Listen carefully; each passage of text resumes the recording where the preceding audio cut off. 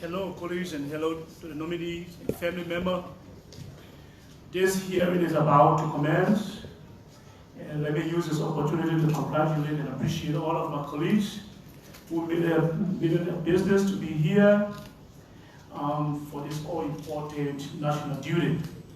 Having said that, I want to ask for a few minutes of prayer, just very few minutes of spirit time. Thank you. Before we pray, would there be one verse from Exodus chapter 33?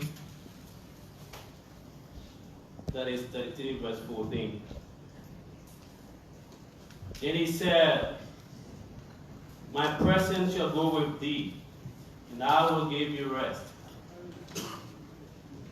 Minister, Director, designate, this is Moses asking God for his presence to be with him.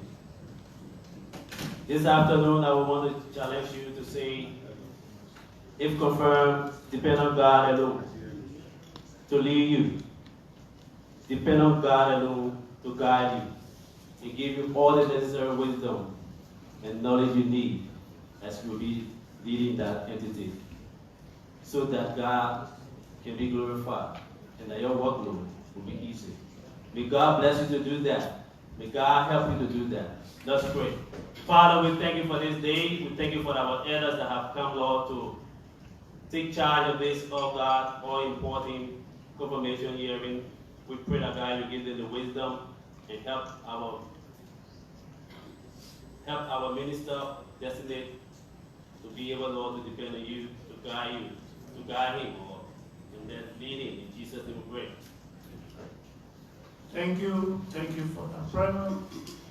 At this time, I would love to introduce myself so that the nominee can know who will be chairing this particular confirmation here.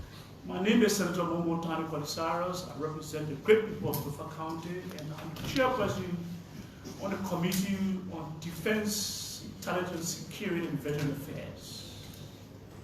I have the honor of presiding over this confirmation hearing. Distinguished colleague, I said before you today, not just as a chairperson of the Senate Committee on Security. I'm deeply concerned about the state of our national security apparatus. The Trust Enforcement Agency is an institution that should uphold the loyal, and we are convinced and know that this particular institution is facing a lot of challenges.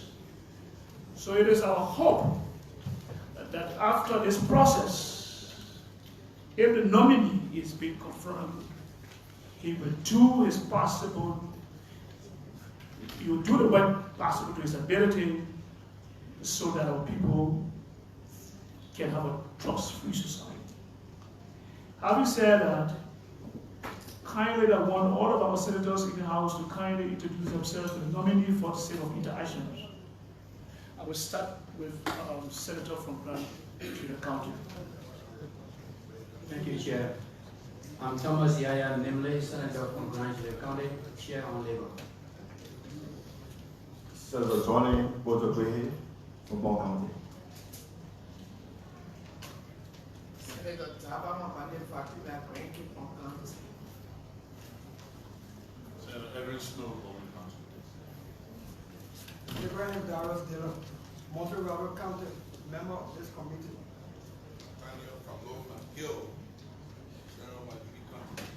Thank you, Senators, for the introduction. At this point in time, can I request the Tanya up to kindly have the nominee take the oath of take an oath.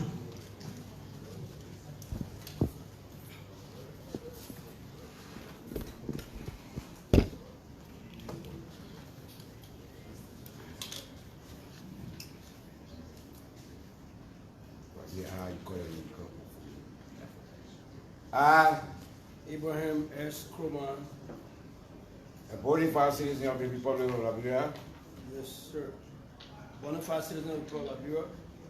do hereby swear Do hereby swear that the testimony I am about to give, that the testimony I'm about to give, to my recollection, to my recollection, is the truth is the truth, and nothing but the truth. nothing but the truth. So help me God.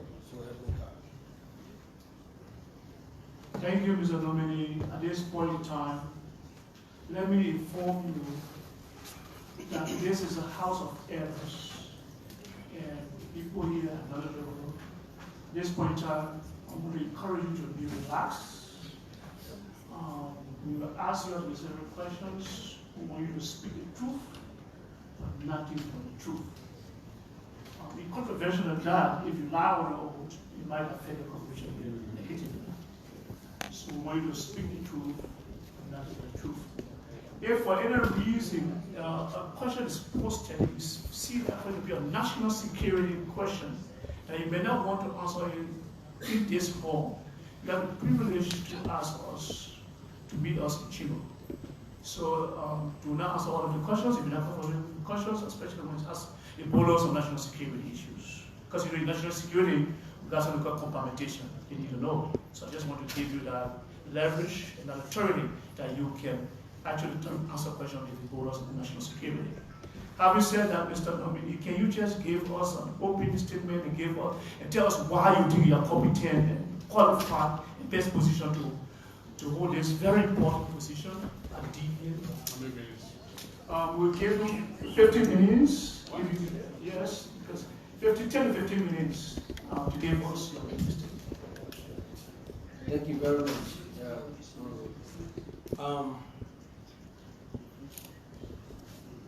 Ladies and gentlemen of the Senate, the Chairman of the Defense, Security, Intelligence, and Veteran Affairs, other esteemed member of this august body, my fellow citizens.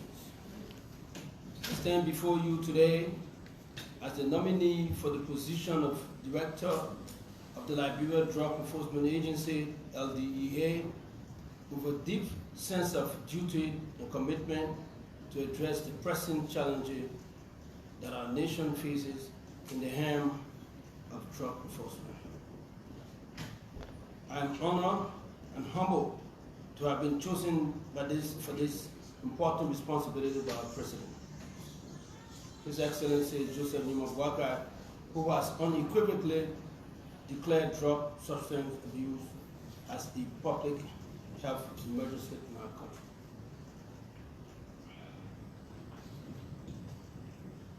In his recent State of Nation address on January 29, 2024, President Boakai highlighted the severity of the situation, stating the drug epidemic, especially the use of coach in our country, as an existential threat eating away the future of our children and our country. We must stand up and face this national security race together, recognizing the urgency of the matter. He declared drug substance abuse as public health emergency. If confirmed as the director of the LDEA, I'm aligning myself with President Boakai's visionary approach to combat the national security risk posed by the drug epidemic. In accordance with the President's vision, I commit the overseeing and establishment of a multi-sectoral steering committee against the public health emergency. This committee will be composed of key stakeholders, with the Minister of Health serving as the chair, the Minister of Justice as co-chair, the Minister of Youth and Sport, among others. Together, we will work collaboratively, ensuring the coordination, concerted effort to address this crisis and safeguard the future of our country. President Boakai, in his deliberation, along with his Vice President, has set a commendable example by pledging to be the first to undergo drug tests, and I echoed their call for others to follow suit. As the future head of the LDA, I commit to enforcing this standard rigorously. It is our core responsibility to lead by example and ensure the integrity of our fight against drugs and substance abuse.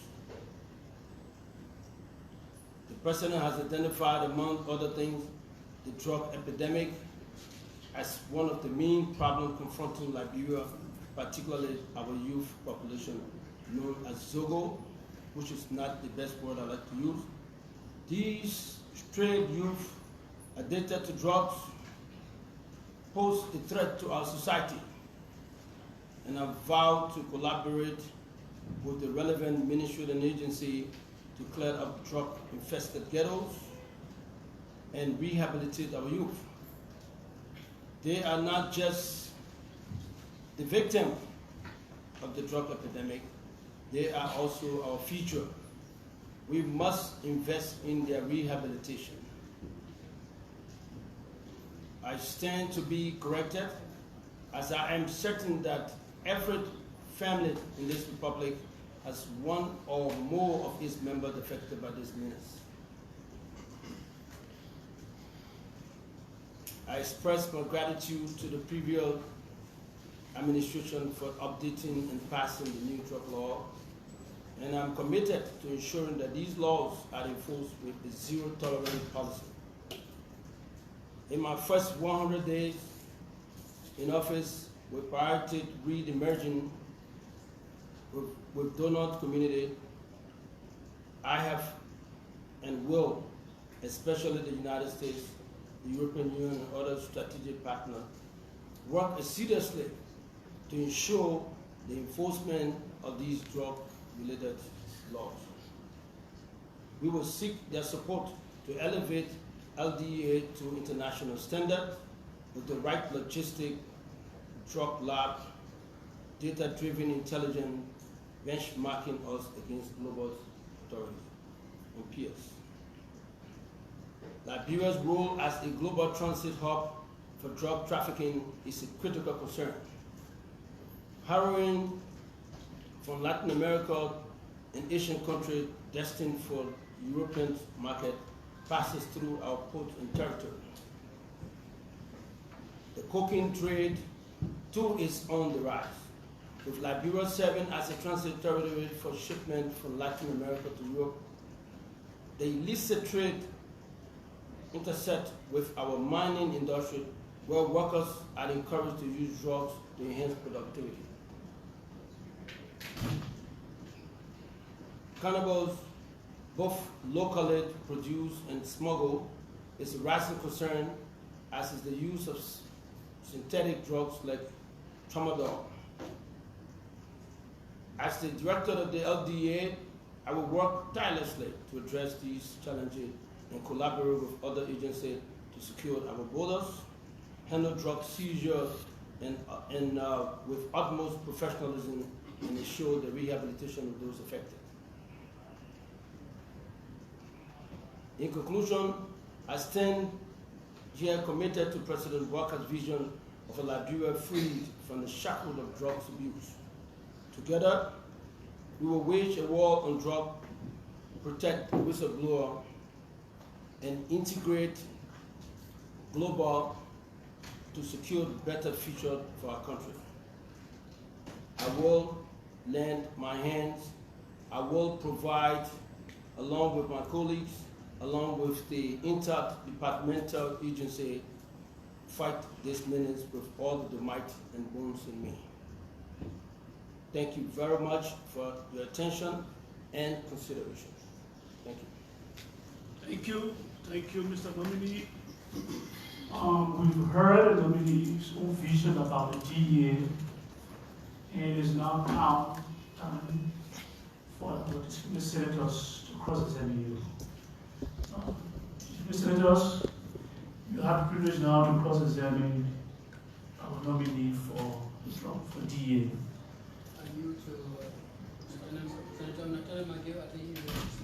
You want to start this way? So we start the company. Thank you very much. How many minutes? 5 minutes at most. No. Can you make 15 minutes or 5 minutes? Well, No. So you want small? I want 20 minutes. I'm not smoking your drugs. No. Okay, so just let me do it for 10 minutes. No, 15. 10 minutes, please. 10 minutes. 15 minutes. Let's try with 10 minutes time. Yeah, well, 10 minutes, I'll pay 2 or 5. Okay. So it's 15. All right.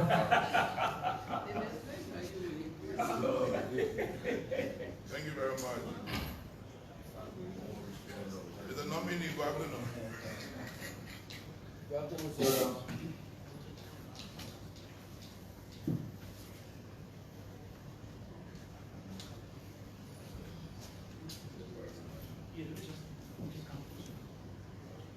Thank you very much. Mr. Nominee, you just alluded to are you the Abe Kromah who was Deputy Director of Operation at Liberia National Police? Yes, sir.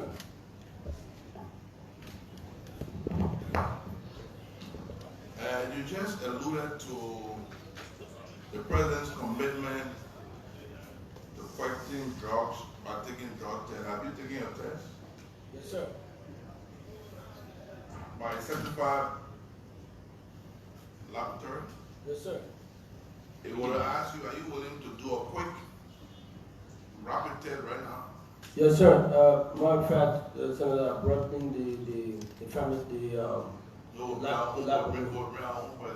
all right. Yeah, I have my test result. We want to bring a positive result. What do you use the same thing to? All right, so I'm really So sorry. we'll get some questions. So Senator, you take a test just now. We can bring the same person to do the test for you. Very rapid, in 5 minutes. I'm ready, sir. Are you also committed that you will come here to do run-on tests anytime the committee call you to do it? Yes, sir. And while working at the police, Liberia National Police, were you dismissed by Mr. Lee at any point in time? Yes, sir. For what reason? The president under Article 56 has will of power. And she actually, after I was dismissed, she decided to bring me back. I requested to have reason why I was dismissed. She said she's the president, she can do whatever she wants to do. So I didn't get proper pictures of that. In 2015, are you aware of any incident that occurred between you and one Victor Johnson that led to his leg getting broken on Broad Street? I'm aware of an incident of an accident that involved a police vehicle that is assigned to me that was allegedly placed at the scene of the accident where Victor Johnson. They were placed there. I mean, it was there. Was it involved? Well, yes, sir. Was he involved in the accident or was placed there? Well, the vehicle was there when Johnson placed that road. As Deputy Director for Operation, you don't know what happened? You said you. If you want to explain, you can explain, sir. Yeah, please. Yes, all right. So at that point, I was the Deputy Inspector General of Police, responsible for operation. I was assigned the vehicle mark Unit 102. And at that point in time, this Sunday morning, I was headed to Duco when I was requested. There was this interaction in the curve when the vehicle was making a curve onto Cairo Street, and Johnson riding the motorbike were coming down Cairo Street. So your vehicle actually involved in an accident, correct? So I want to explain to you. I don't want to know because I think police investigation. Because the police investigation did not assign responsibility. To anyone? No. So the man leg there got broken, nobody took responsibility? No, I'm about to explain to you. No, I want to know. So that's what I'm going to tell you. So when we make the turn up to Cairo Street, when the bike that Johnson was sitting in the back of, when he saw the 102 vehicle coming up, he hurriedly decided to make a turn, U-turn on that street, and mistakenly for him, he could not handle the turn. The bike dropped, he jumped, the bike rider jumped on the bike, and then he left the bike on Mr. Johnson's legs and broke his legs. So what was and then I was in the vehicle, so I got down and said, Johnson, is that you? Say, okay. But I'm rushing to a meeting. I will leave $40 here to take you to the nearby doctor to pay for the hospital bill before I get back.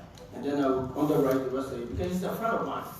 And so that was my involvement. And since that time, I said to him, Johnson was an unemployed fellow at the time. He's a good friend of mine, but he had just been led by the Ministry of Finance. We took the responsibility to help him out because prior to that, he had come to me for some assistance. So we decided to take I don't know the moral story. What? I didn't want to know why I'm doing that. So basically, that's what happened, sir. So are you aware that Johnson is amputated because of the accident? Johnson is not amputated. I just spoke to Johnson yesterday about it. Johnson is walking on his 2 feet. By the grace of God, his legs, he got healed, and then he's walking out. One of his legs was involved in the accident. And then, sad story for him. Sad story for him. Yes, all of us. He's a friend of mine. Sad story. Believe you were involved in an accident. Okay. In 2014, did the police participate in the quarantine exercise in West Point? Yes, sir. Were you directly involved? No, I wasn't directly involved. You're not directly involved? No, I was one or two, but So you're one or two? yes. And ERU was involved, correct? Well, no. ERU was involved, Chucky Kamara was? No, sir. No, sir. But you know the story that one letter was killed on Chucky Kamara? Well, yes, sir. Who was responsible? There was an investigation conducted, and the culpability, the assigned responsibility was left not with the ERU. It's been a little while now, but the police did not take responsibility. But police was responsible for law enforcement, first line of defense. What was the knowledge of that operation? In that particular operation, the AFL was also involved in that operation. Yeah, what was I think my recollection is the responsibility was assigned to a portion of the AFL. Yeah, so you know the right individual that was involved? Yeah, because I was actually the incident commander, and prior to going there, I left. I have a written order that I put up that because of the sensitive nature, because we're dealing with citizens, and because the AFL was involved in the operation, I said that nobody discharged any weapon until they got written orders from me. And the officers listened to my orders. No officer of my detail assigned the AFL was involved. Are you aware of the report that any of the individuals involved? Do you have a recollection? Recollection. Do you know who was involved from the report? My memory might be a little fuzzy right now because it's been a little while and so many stuff has happened. But I know very well there was no culpability assigned to the. How are you? I'm 56 years old. If you say you say a recollection, you can't remember something that happened just 7 years ago. Chief, I'm not smart like you, sir.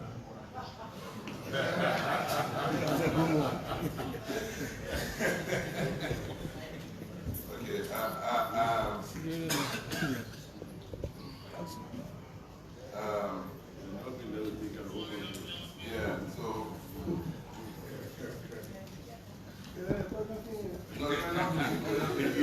You dislodge a little bit. It may distract them small. Okay, what is your political affiliation? Sir, I've always been a non-partisan. I've had the opportunity to affiliate or associate or be in the presence of political parties. As a police officer, I've always been a neutral person, the largest thing. Lately I was Are you going to impose yourself in the operation at DEA with a private security? my lawyers, I've now contacted the lawyers, is now working out my separation from the Palo Security Consultancy. And before, when I'm lucky to be confirmed by you, I will divest myself of anything that has to do with Palo Security Service. Palo Security. One of the things I've learned, Yes, sir. and I had the opportunity when I just did one election, and one of the people that I met, most of them are already, and most of them say that the police, the DA, I'm not the police, the DA don't go after the people who bring the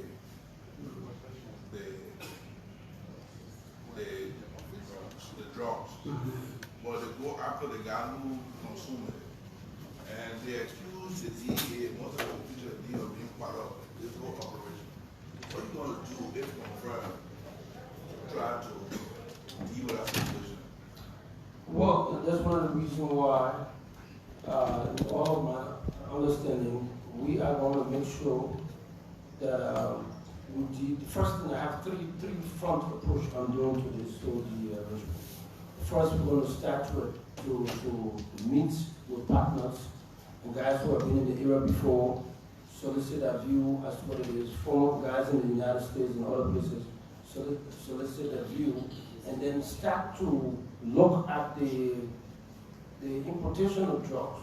Those guys who are the major trafficker, get to them first, stop the infiltration, and deal with that issue. The guys who are consuming, for me, I don't consider them as criminal. I consider them as victim, and they need to go through rehabilitation. So we are going to look at the enforcement, go to all the airport, the seaport, and other places where the guys who are bringing it in here. There are so many other counties that we've earmarked to actually ascertain as to the availability of drugs to our borders. We are going to deal with that in the first phase. While we're doing that, simultaneously, we're going to be dealing with the rehabilitation. I began consultation with people who are involved in rehabilitation. I have guys in the States who are willing to come pro bono to involve in today. I've added to the back consultation with several other individuals. You mean your trial is not just running outdoor? No. But try to rehabilitate them. Yes, sir. Yes, sir. The primary objective is to make sure we're not just going to go after the guys that you see on the other street or other places around the country, the MRGB, on Nakolipid around. We're not doing that. What we also do, we're going to go to the schools. And we're going to the various schools. We're going to religious connected schools, so that I've started discussing with several schools already. We will have a process of engagement with the community at that level. Besides the schools, we're going to go to churches, we're going to go to the masjid, we're going to go to places that people are conglomerating, the people who are, where the kids are using these issues. We're going to go to those church schools and those Muslim schools and other institutions, private institutions. We're going to engage them. They are all willing to work along with us so as to stop this menace. So when we start a stopgap system for them, then we begin now to start to look at rehabilitation. Once we get them, stop them from doing it, we start to focus on rehabilitation. My focus will be placed heavily on rehabilitating the guys we have in the street right now. But honestly, that is the epidemic, that is the start center of the epidemic, the streets. So I'm going to go there, engage, and I've started engaging with the guys on the street already. And then we'll take it to the schools, we'll take it to the community, get them into this focus arrangement. And as far as government, we'll talk to the executive, and that including youth as well, so as to find money to start to rehabilitate the folks as we found them today. Mr. Chair, unanimous consent. Chair. Yeah, Chair. Unanimous consent. I will ask you in the committee if we can agree to call it doctor. Okay, so we'll talk about that later. So having you finished? I use my regular time to. Okay. So to continue the cross-examination, we'll have Senator Edwin Snow from Bome, that will be followed by Senator Abraham Dallon from Monrovia, Senator David M. Babla from Ketman. We'll have Senator Behe from North County, and Senator Yaya Dino from Nigeria. So are you not Abraham and Darius Dillon?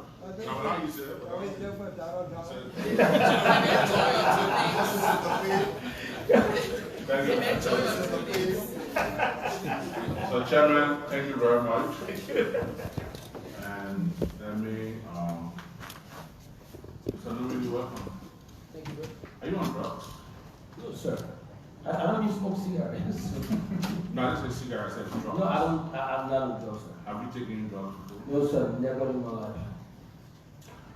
Why would they appoint you all these Jehovah's Witness kids?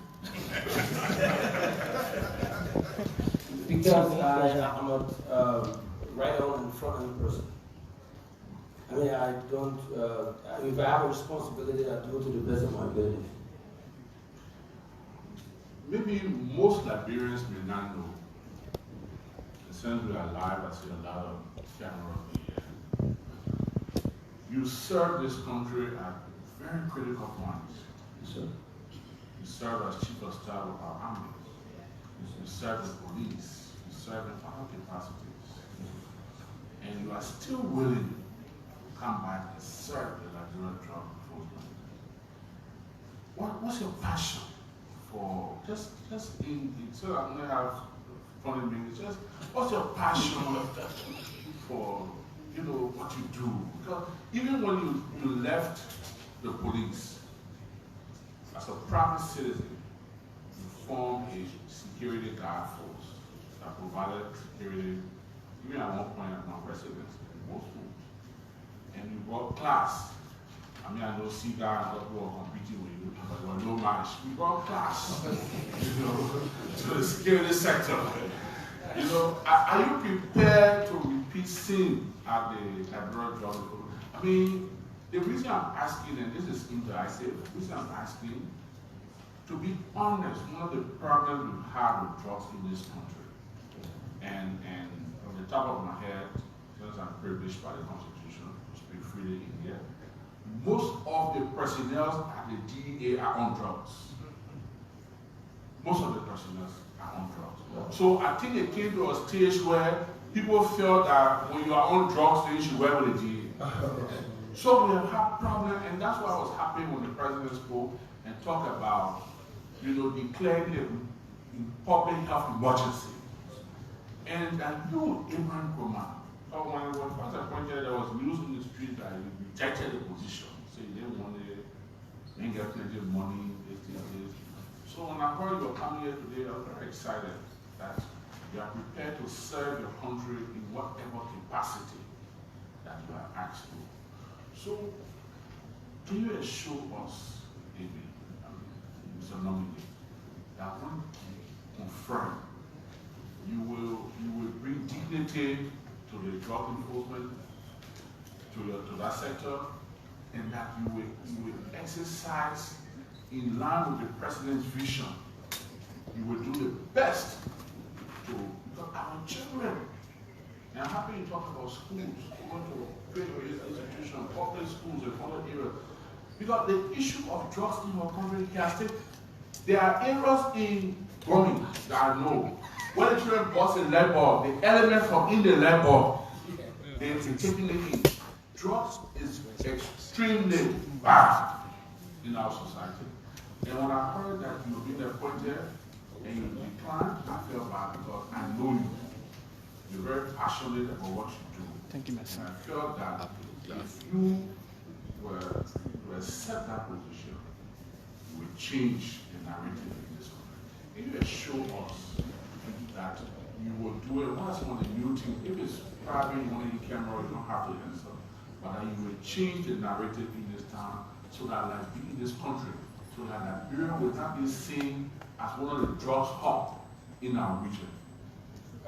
Thank you very much, Senator.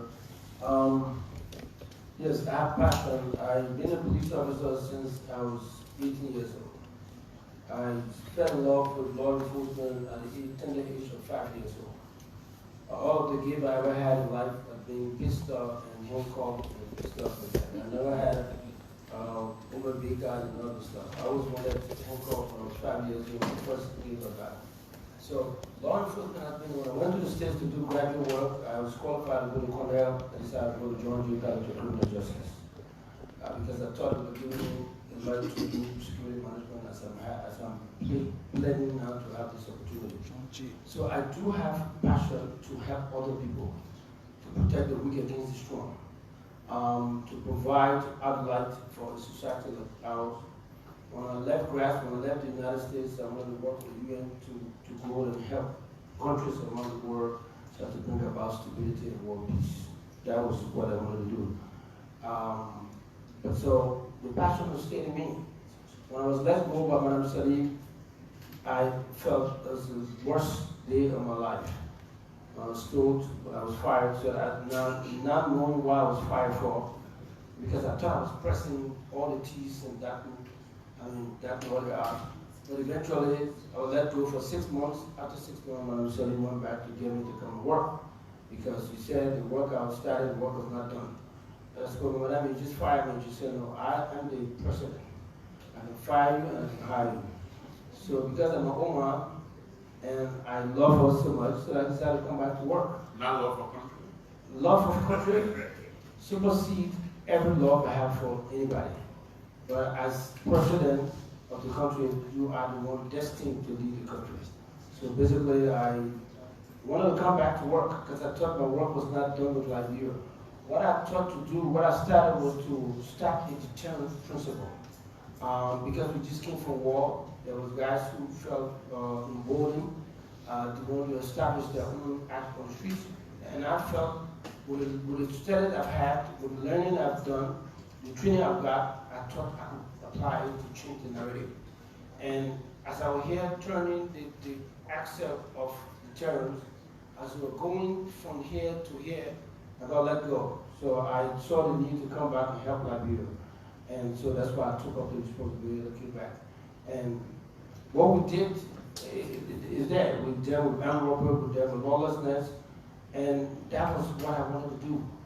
And then the change of government, I still wanted to be there to finish it up, to establish these stuff from Liberia, but we didn't have the opportunity to do that. However, the issue of, I just follow because of time. When I was appointed, when my name came up, I had anticipated being the Inspector General of Police since I've served about 4 deputy directors, I've served 4 directors, Brandon Samuka, Chris Massacre, Abe Kromah. Abe Kromah was actually my junior once he was appointed. A very smart guy. But at the end of the day, we took the responsibility back. So I felt a little different. But then I came back and we took it from where we left it. We transitioned the government from one elected president to another one. And I felt proud. I was executive director of the National Election Task Force that transitioned one elected government to another. And so it was a big proud moment for me. The guys in my school in Georgia and in New York, they felt that we've achieved a milestone. And that is something I hold very dear to my heart today at the end of that particular electoral process. But then when I was appointed by His Excellency President Walker, I can tell you I did not refuse the opportunity. My respect for President Walker will not allow me to refuse anything coming out of him. So it is a gossip, misinformation that, oh, Abe Kromah, you want to be Inspector General of Police, you can't be DEA Director. And Mr. Walker had, President Walker had told me, I want you to be a sweeper. I would have done it the best way possible in the interest of this country. So I did not reject it. I did not have any reason to reject it. Thank you. That speaks very well of the character. You know, the Constitution of Liberia requested the legislature in the formation of this committee to have the Committee on Appropriation, Budget Committee, that every county should be represented on that committee. The Senate, in its own wisdom, decided that the Committee on Security, Intelligence, and Defense must also have every county represented. That's how serious we take security in the Senate. There are 15 members of this committee. So the Committee on Security and Defense is not a small committee in the Liberia Senate. Now, when it comes to drug enforcement, most times we look at the military, the police, and I'm equally guilty that we've not put enough money into fighting drugs. And drugs is taking over our young people in this country. I will urge you, if confirmed, to work along with us to see how best we can empower that agency. Because the President comes out and says it's a national health emergency, it means he wants to do something about it. And you cannot do something about it by just going to say or start withdrawing. We got to empower you. So I give you necessary support to be able to fight drugs. So I really urge you to work along the committee. Let's see how best we can work with the Committee on Ways, Means, and Finance to empower you to do your job. The other point I was coming to, and I like when you spoke of Abe Kromah, you spoke of how smart he was. Do you believe that the both of you will have a very good relationship in fighting drugs in this country, working together, he and the police and you and the drugs? Oh yeah, I mean, we have to. If I'm serious and I've committed myself to fighting this menace and helping this country, serving this country to the best of my ability, I will have to work along with IG nominee Kromah, so as to move the process. It's not just going to be IG Kromah, it's going to be a departmental situation. It's not going to be the immigration, it's going to be the police, it's going to be every sector of the security apparatus. We have to work together to do it. But IG Kromah, most especially, will have to be a partner in this process, because the enforcement, the DEA is just about 5,330 people. That's not much of people. And I'm sitting here with the support that you gather, the support that was offered to DEA. If I show you the building that I'm told to go to, which is very important for me, the building is built in the slum, is built in the garbage collection dump. I mean, I went there yesterday, I went inside not knowing the gravity, the enormity of the problem. I had to run back outside because I was getting sick just of being there. And this is a place where you got guys who are fighting drugs. They will have to share these things with you, so they will share with the chairman and share with you, see how the DEA is cost. These are places where the guys will have to congregate to go and fight this process. So I will live with you, I will work with you, I will spend all of my time here, because there's a need to go through a metamorphosis. The DEA situation, the drug situation, will have to be created from inside outside. Because the building, in fact, they live in, the work front is dilapidated, it's worse than anywhere. I wouldn't even put my dog in that house, to be honest with you. I'm telling you, I'm being very honest with you in this room. It's bad off like that. So I will spend all the time with you so we can help you elevate. First, find a new building for me. If I'm nominated, if I'm successful in getting you a blessing to work as LDEA chair, LDEA head, I will ask you to please find us a new building, a building that will be representative of the DEA. I went to the DEA office in Nigeria. I'm breaking it down when you want I've been to. I mean, not a chairman. 2014. Oh, you say no. 1990. So in other words, if confirmed, Yes, sir. you won't go to work because the building has to work. No, I will go to work. You see, you get sick. No, I agree. No, I might, that's what I'm asking in Jordan. If I have to go operate outside, I will ask you to do that. That's why I'm asking in Jordan that the guys that are there, I went there, doors were locked. Nobody's in there. I think it's just stressing the emergency. The emergency, the urgency, I just trying to say. The general executive of the budget. I've gone to Lagos, Nigeria, 1994 when I served as director of CIA. Before DEA came in, I served as a drug agent in Liberia. I've gone to the NDLA in Lagos. I saw the building, I saw the way they treated. I've had a chance to see the DEA in the United States. I see what we have here. So, Mr. Dominic, like I said in my intro, you served this country in extremely difficult times, critical moment of this country, as chief of staff of our military. And as far as my memory can take me, you brought dignity, and you were very professional in the line. And I admire you for your professionalism. Today, you are not just here by yourself.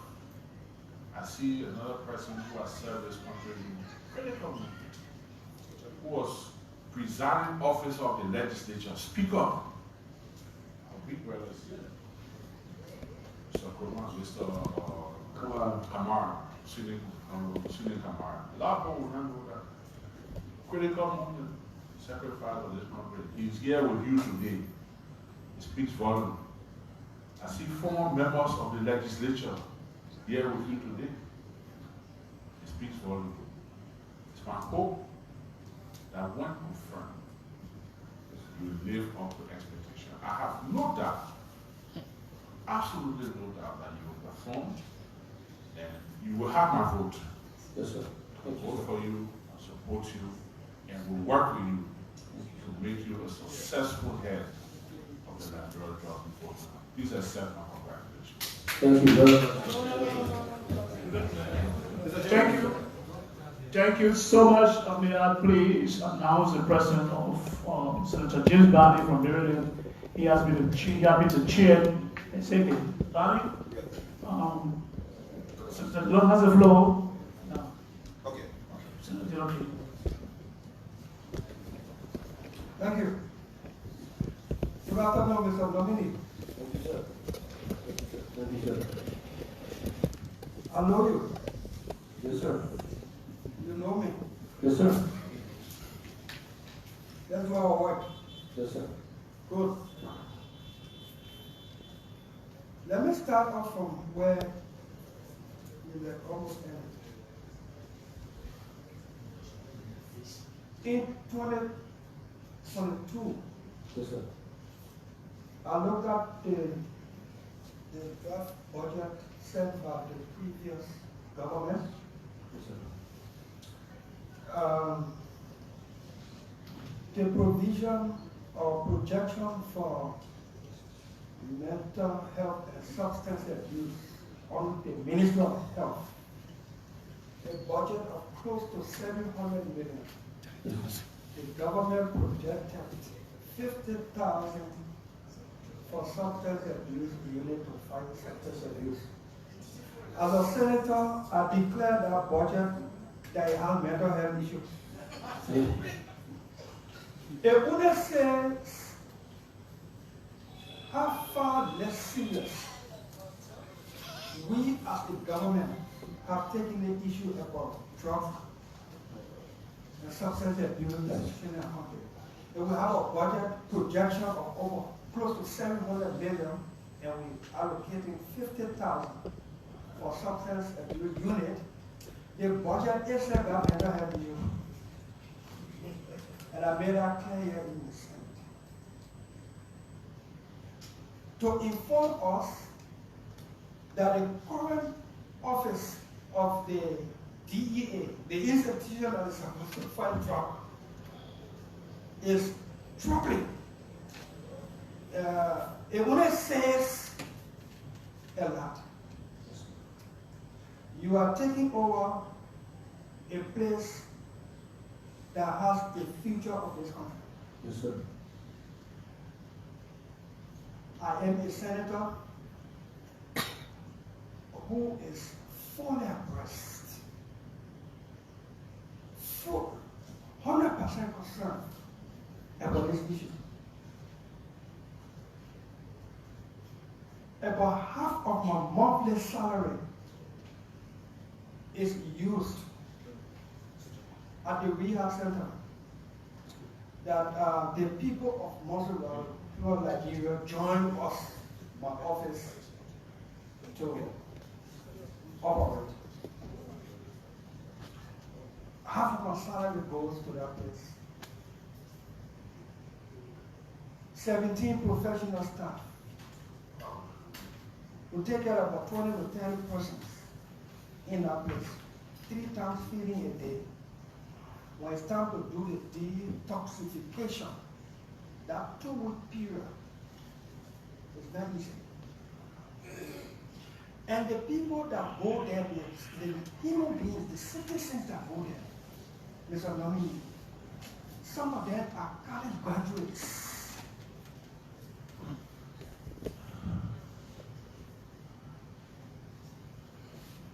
Have you, since your nomination, have you made an assessment, analysis, evaluation of the drug situation in our country?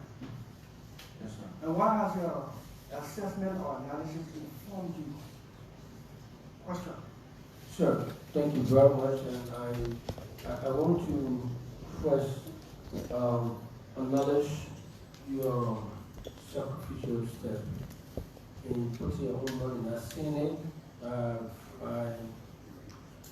I envy you to the fact that you have transformed.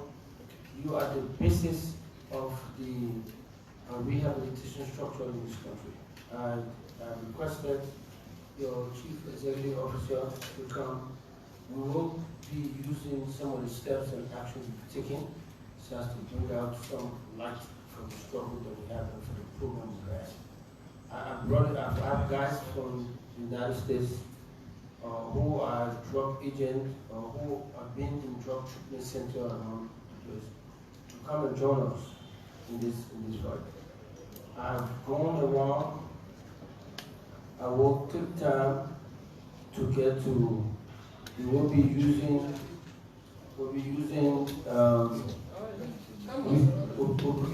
your institution as a case study. I've heard about the progress you made, and that would be the litmus test. That would be the basis for which we, as a people, wanting to get these things. I have a couple of my folks, the team that I'm trying to put together. They have more knowledge than I do, so I'm going to rely on their expertise so as to go back and speak to a lot of folks. I've gone to piano building. I've seen it. Because of my concern for it, every year I celebrate my birthday with them. Because I don't consider them criminal. They'll tell you I consider them as victim.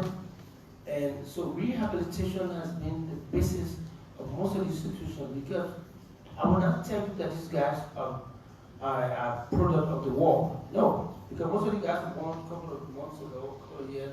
So they are college graduates who went to school, like you said, who have built their life. But once you slip into this process, sometimes people like you will not come and sacrifice the way you sacrifice it. There is no return. So if you go to Center Street, Gather Street, West Point, my own area, if you go to my hometown of Bantad in Congo, in Cleveland, Maryland County, Zwedru Ranjide, Vonjama, you realize that this country is dying gradually. This is a clarion call to all of you. And the good thing about it is that you've made it a centerpiece. The President of the Republic has made it a centerpiece of his own arrangement. Thank you, Mr. Nomini. Thank you. So with the floor, Mr. Nomini, one DEA officer, a female, made a public statement to the effect that there are some public officials, including some lawmakers, who are engaged with the sale or consumption of drugs. She was summoned by the House of Representatives. My view, she was intimidated. She was made to apologize. So that matter did not go forward. Mr. Nomini, do you have the spine to arrest a lawmaker for doing drugs? And if we gang up as lawmakers against you to pray here, then you can apologize. Do you have the spine? Question. Thank you very much, sir. Answer that question after the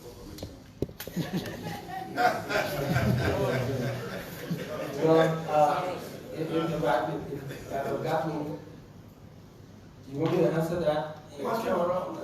Well, I can tell you clearly, you know me.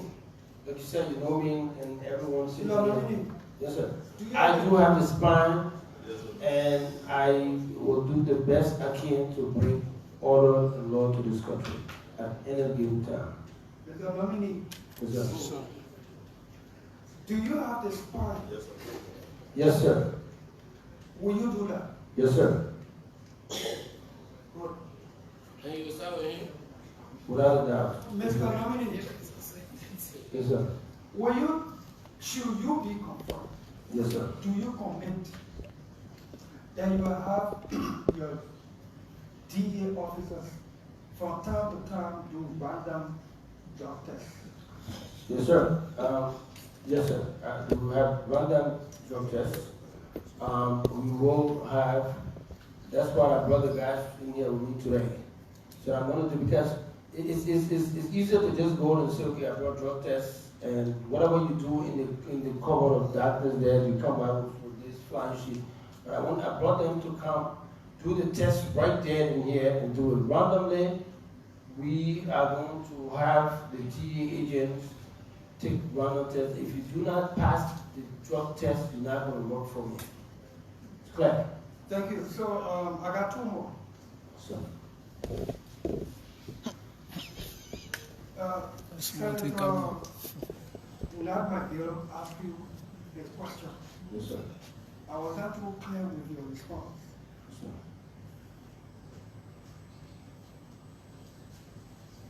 Did your vehicle, your official vehicle, Yes, sir. get involved in an accident, or somebody saw your vehicle and out of fear they were fleeing and they got injured? Yes, sir. Which is yes? Yes, somebody, what happened? The vehicle was. Did your vehicle get involved with an accident? Did it hit somebody? No, sir. Did it knock a motorbike and somebody got injured? No, sir. So, but the person got injured as a result of flight, out of fear, Out of fear. of sight seeing your vehicle. Yes, after seeing the vehicle, he decided to turn the back around and the back, dropped the back and ran off it. The back fell on. I just wanted that clear because Yes, sir. the long explanation was not possible. Okay. Okay. The current national budget, or the 2003 national budget, carried 2022 we carried $2 million for the DEA. 2023 approved budget, the government approved through the legislature $1.9 million for the DEA. Out of the $1.9 million, there were $1.5 million for salary, $400,000 for goods and services. Out of the $400,000 for goods and services, about $45,000 for corporation. So when you see the figure, 1.9 million, 2 million for DEA, 1.5 of that is for salary. Where are the DEA officers taking right now? Where are they? How many are they? Do you have depots across the country? Or for your own evaluation of this sector and this situation, you think that money, that this amount is sufficient? Before you answer that, because when I'm done with this, I want to invite you. How do you intend to motivate your officers in uniform? Motivation by incentive, by the quality of the uniform, the logistics to do their work, no fear to do their work. And no Senator Dillon would call the director, Abe Kromah, and say, one of your DA officers went somewhere, I want you to go in for it. Let me lay this thing. In 2008, I was summoned by the House of Representatives on charges of contempt. I have made a statement on the radio accusing some members of the House of taking bribe to remove the speaker. I had the evidence. They summoned me before the House on contempt, and they wrote me a vague letter. They said, you can't explain the thing at all radio. I've been on 5 different radio. You tell me which radio station, you tell me the exact statement. And I knew they were going to tell me, but I went before them. And they said I should apologize. And I saw it as intimidation, especially when I had a proof. They sent me to jail. That jail I went there as a prisoner of conscience and not on allegation of commission of a crime. So I went as a prisoner of conscience. And since that time, especially, this country have known my name, the House of Representatives, elevated my political life. That female officer, DEA officer I was talking about, had one moment in her life for the world to remember that she stood before the legislature and said, Even one of your colleagues accused another of your colleagues of dealing drugs during campaign. She will free herself with courage. Why am I doing all this? I'm asking you, how do you intend to strengthen and motivate your men and women in the field who themselves are free of drugs and want us to live this thing? That you will not be the reason they will be demotivated by telling them to leave that one. You forget about that one, so move on even that person because of their status. Question. Thank you very much. First and foremost, the amount of question, $45,000 is trapped. I don't know what it's dropping the bottom, but it's dropping the portion. As far as ensuring that you have an effective DEA operation. This is going away. With the quality of the tax, you know, the DEA budget, I saw it has only three good layers. Three good, you got salary, you got three. So not to deal with the vehicle in question. You don't have vehicle. You have one vehicle that was given for the election. Then you go a bunch of old vehicles, dilapidated vehicles that don't work anymore. So you can't do 45,000 because you can't fix the vehicle because there's no budget line for it. And so this is a serious crisis. Now, so no, it doesn't have any chance of surviving anyway. Now, what I'm asking of you, what I will be asking of you, is to increase. I want to start the guys in the DEA not less than $400 per guy per month. That for me will provide an impetus for productivity. Will give them the chance to come and serve, to now come at life. That I am with a strong conviction of want to provide that you have your productivity level is going to go way up. I can assure you that. And then I'm going to let them know, I say that clearly right now, I will be part of nobody, no senator, no government official, no representative will be calling me to say, oh man, I'm involved with some drug matter, please tell your people to disengage. That's not going to be on my watch. You can ask the LNP, will tell you that, and from the AFL days, from all of my days, I'm all about professionalism. If it's not professional, then I'm not part of it. So we'll do the best we can to ensure that we motivate the guys by setting an example as to what to be done. Mr. Chairman, thank you. Let me bring my own rule. You got my vote. Thank you very much, sir. My full support. Thank you. Senator Abraham Dillon. Thank you, sir. Before we go to the next Senator to close the may I please announce the presence of Councilor Senator Joseph Chara from Monrovia County and also Senator T.H. Patikoi from Sion.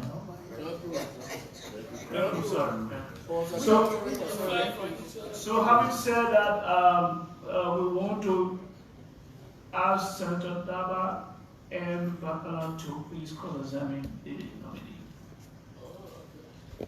Well, thank you very much, Mr. Chairman, and thank you, Mr. Nominee. As I listen to you answer the question and even during your presentation, I see professionalism, I see passion to get a job done. We all know the gravity of this issue in this country. I come from Great Cape County, one of the traditional counties in this country. And before the last decade or so, people hadn't heard about drugs in many communities in Cape Town.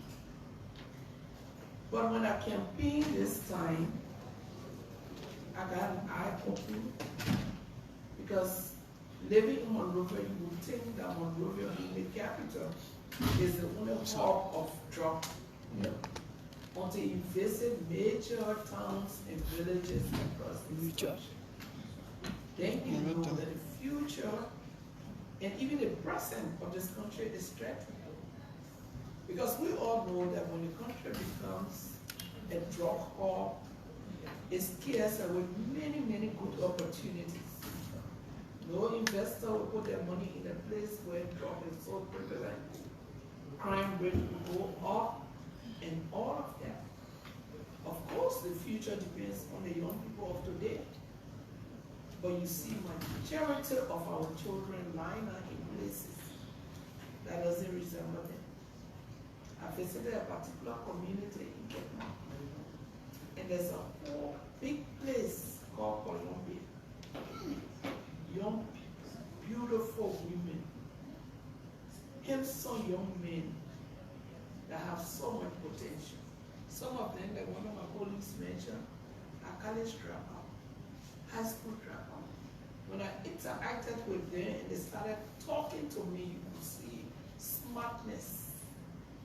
But because of drug, they are in condition that's very, very sad. So there's a huge task. But from your history of service, I don't doubt that with our support and the support of the executive, but I just want to caution.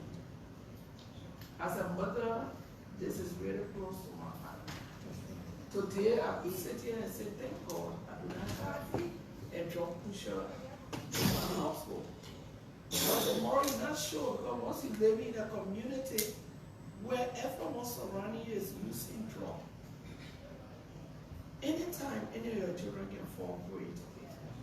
So as a country, I think we all need to really hold together for this fight. Not just the DEA, not just the lawmaker, and not just President Boakai and the executive, but it should be a collective effort because it's threatening the existence of this beautiful country.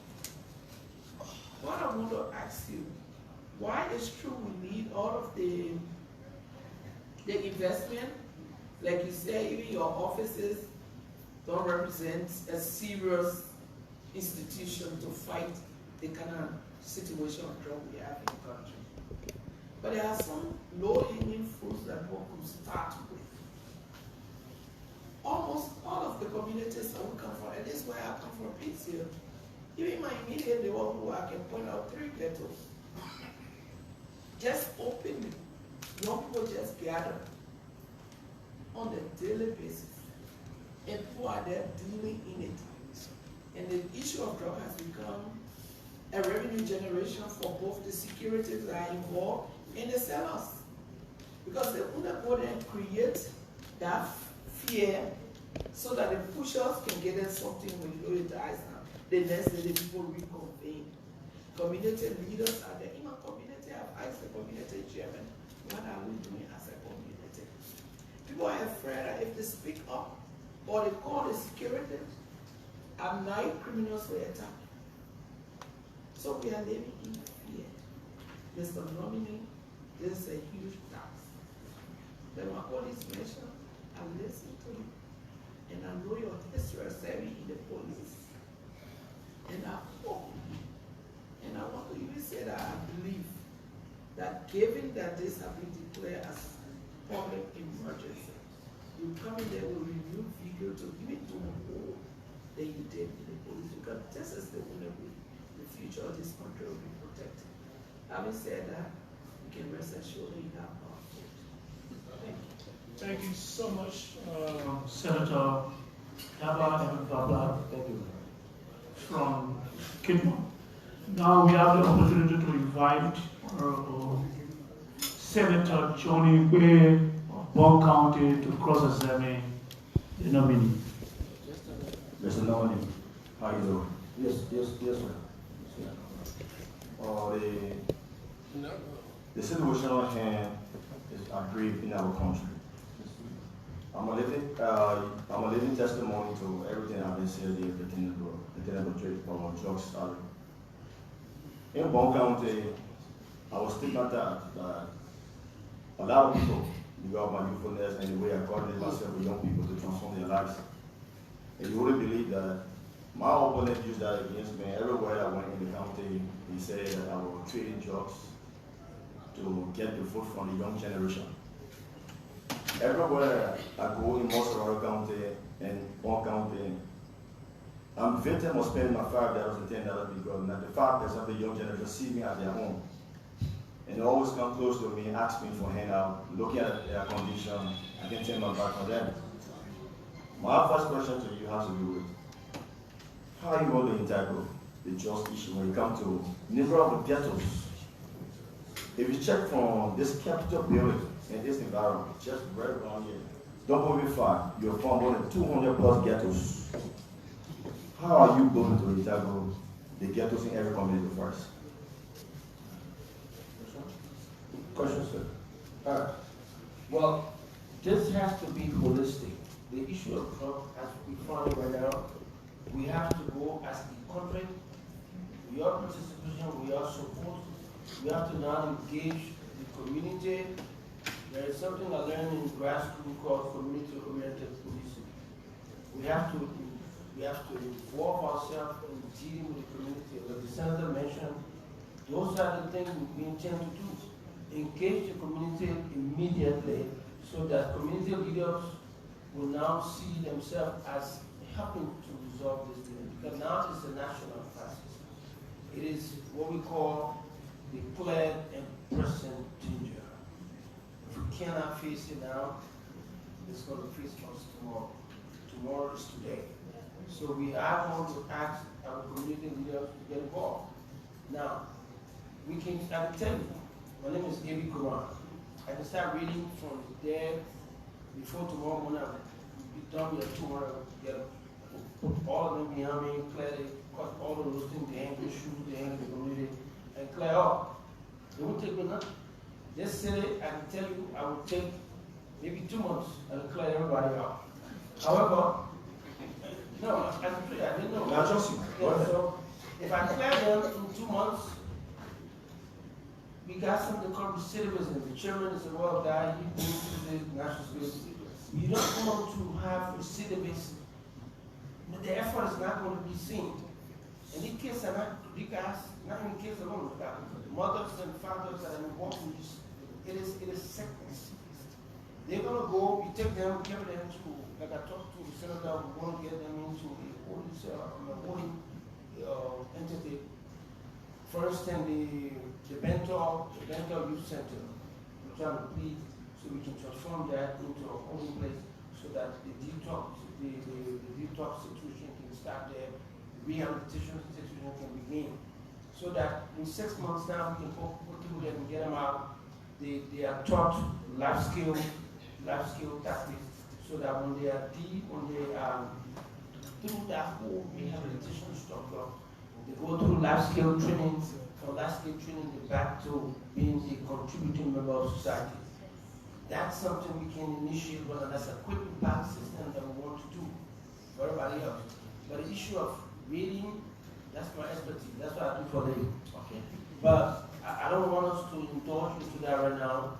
I want us to start the engagement process. Don't forget the national emergency. National emergency. Okay. My next question has to do with all the period I travel most often from Banga, Bon County, Nima County, Mangibi, Grand Bassa, and you will see that it has to do with professionalism and ethics. Yes, sir. When you see our DEA officers at the checkpoint, they behave as if to say they are law enforcement, they are police officers. They don't know that demarcation, they don't know what they are there for, because you see them participating like a police at that station, at that checkpoint. How will you curtail, how will you inculcate those professionalism and ethics into your? Thank you. That is one cardinal thing that I want to think. We're not police officer. We're not DEA agent. You're not police officer. You have a defined role under the act that created you. That role you have to respect it. If it's not respected, you got no business working there. Go ahead, go across the road, talk to Gregor Cohen, if they hire you to the police force. You're not going to be a DEA agent and then serving police function. No. The only time you have a relationship with the police when you have a joint operation through raid. Finish. You're not going to be serving looking for guns. No, that's not your business. I'm introducing everybody reapplying. All of the guys in front up there, reapply. Let's see what you have. You have questions. I got guys here now who will be a team member to now to ascertain as to whether this man is even capable, is qualified to be a DEA agent. I can show you with your support, when you see DEA agent in this country, you will want to embrace them after I'm done with whatever is supposed to be done. Because I don't go into these things to defend it. We go in there to create. My intention of coming out to the DEA is to create a change. I'm a change agent that works along with people, not knowledgeable people. But the community will be my strength. You are going to be the pillar to which, and the access to which will turn. Because we have to come to you. And then the president has given me his full 100% support. And given all of us his full 100% support, and I'm going to show you the president means exactly what he said. Mr. Lamini, thank you ever so much. What I want to say to you is just an advice. You know our country right now, the young generation will have the next say in 2-3 years to come. Yes, sir. If we don't do what we are doing here right now to correct, dot our T's, cross the I's, trust me, we'll have a society where you and I will never say it again. I would advise that you take them, so that they don't say, every one of us, even your member of your committee should also go and make sure that they do their test. And we, as senators, when you hear rumors about us, don't hesitate. Because it caused some serious damage in the past. To the extent that we have to take other law enforcement officers to be on like to go and push for us and say, you ask the man should they can verify what I'm saying. I'm now a just take on. So it's so grave to the extent that people can say anything, and our people back in Bond County and other counties, they're so afraid of the news they call drug. Because their children already will have a vibrant we have a system that they don't have the means to go to they don't have the educational means. Then they are also taking in drugs. You know what happened back there. So my plea to you is to actually take this job to be serious. We are here to help you. I'm one of the youngest, because I'm the youngest here. You can look up to me. I've worked with you closely. You know me already before. We've been friends. But I pray that God will take you through, and we will be there for you. You got my foot already. Thank you. Thank you, Senator Johnny Abe from Bond County. Before we go to the next senator, we want to please let you know that after Senator Yaya Nimle, we'll have Senator James Barney from Maryland, Councilor Joseph Jada from Lofa, and Councilor and Senator Nimani H. Patikwai. So, Senator Yaya Nimle, you have the floor for close examination. Chairman, thank you. Thank you very much. Abe Kromah, good evening. Thank you. You have an impressive resume, especially from John J. from the State University of New York. Yes, sir. Your experience is very great. Yes, sir. But I admonish you to take this drug treatment business to keep very slow, because we are in it to stay. Yes, sir. Drug treatment in any part of the world is not a short-term treatment. Yes. In the beginning, it comes with denial and it comes with resistance. So if you go into the streets and you clear the people out, where do you put them? You have nowhere to put them. The family members must be involved. The communities must be involved. Because we're not going to wait for the Liberian government.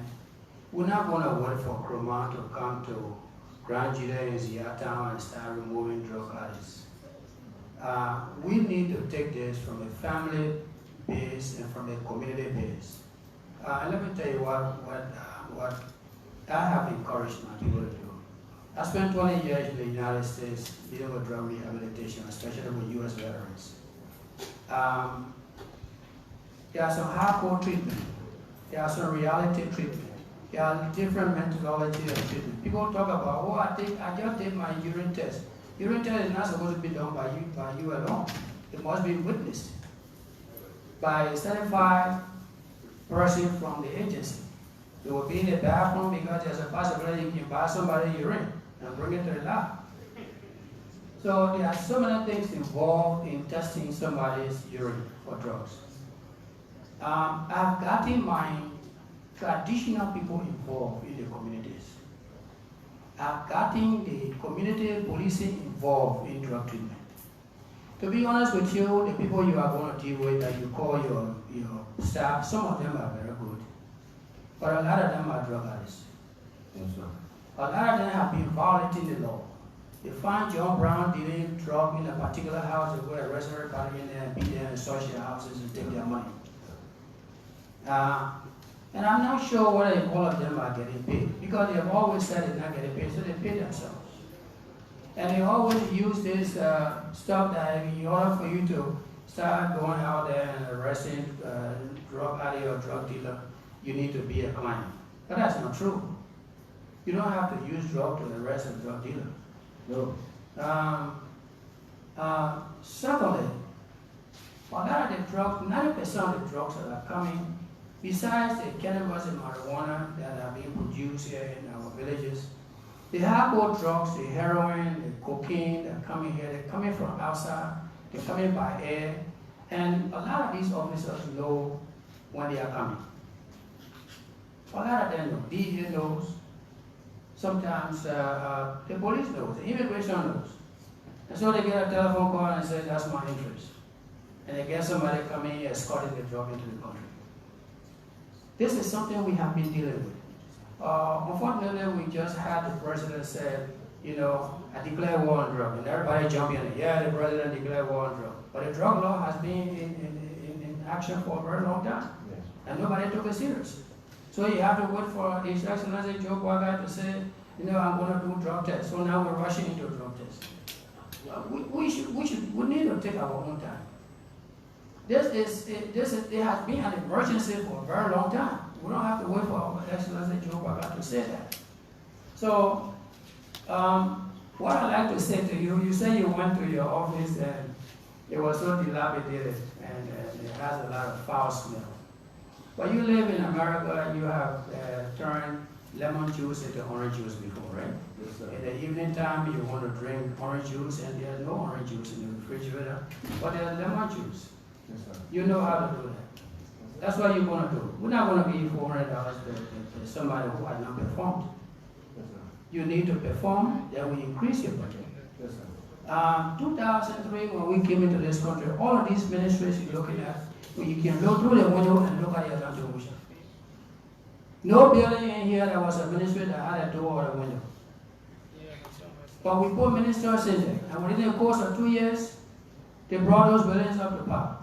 Yes, sir. So if you want to show us that you are ready, this is what you will do. You go back to that dump bar, we give you some money, go and clean it up.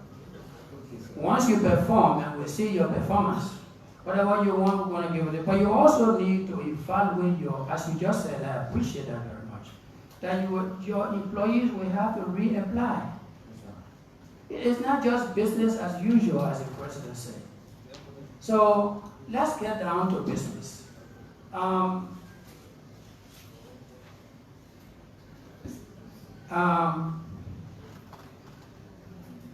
I'd like to applaud my colleague here, Senator Darius Dillon, for putting his salary into treatment. There are many places in this country that you will not be able to reach. And I think we need to sit down as a people that are committed to this problem to see how areas that are in the villages, areas, especially in my grandchildren, where there are so many gold camps that you might not be able to reach to, and see whether we can have some committed DEA officers being removed from the gates to go into the community. Because in my county, a lot of your DEA officers are at the gates.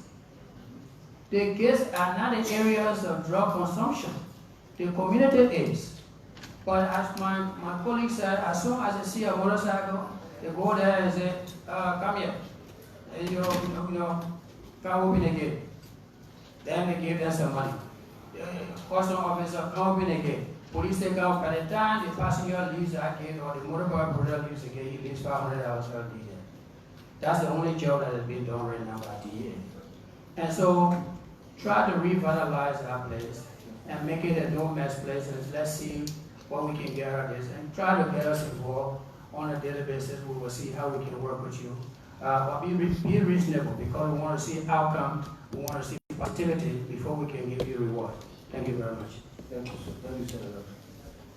Thank you so much, Senator Yadimler from Grand for that insightful comment and cross-examination. So we have the honor to invite Senator James Barney of Maryland for cross-examination. Thank you, Mr. Chairman. Mr. Nominee, I admire you greatly. Yes, sir. I think you've been exceptional professional in your dealings. And it is our hope that you will bring such professionalism to your new job. I listen to my colleagues and I listen to you talk about asking your